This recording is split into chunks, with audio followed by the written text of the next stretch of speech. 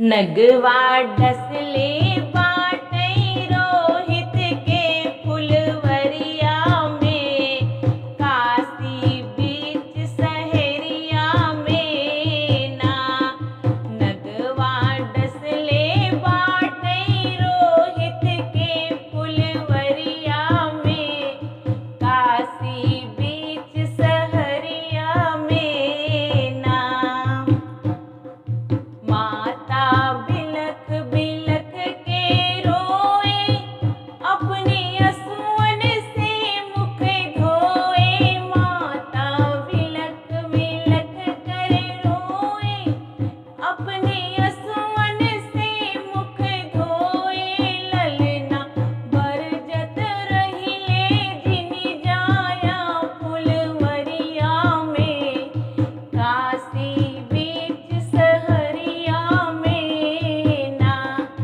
ललना बरजत रहिले जिनि जाया फुलवरिया में, काशी बीच सहरिया में ना। नगवा डसले बाटई रोहित के फुलवरिया में, काशी बीच सहरिया में ना।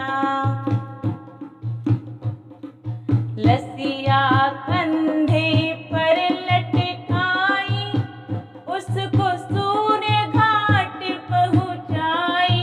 लसिया कंधे पर लटकाई, उसको सूर्य घाट पहुँचाई। नाही सूझत बाटई भादव की अंधियरिया में, काशी बीच सहरिया में ना।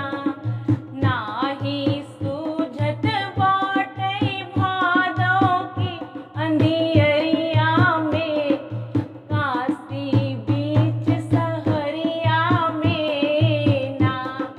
नगवा डसले बाटई रोहित के फुलवरिया में, काशी बीच सहरिया में ना। सीता खूब ही सजाई, उस पे रोहित को लिटाई। सीता खूब ही सजाई, उस पे रोहित को लिटाई। भगवन प्रगट हुए हैं रोहित की अगवनिया में, काशी बीच सहरिया में ना। भगवन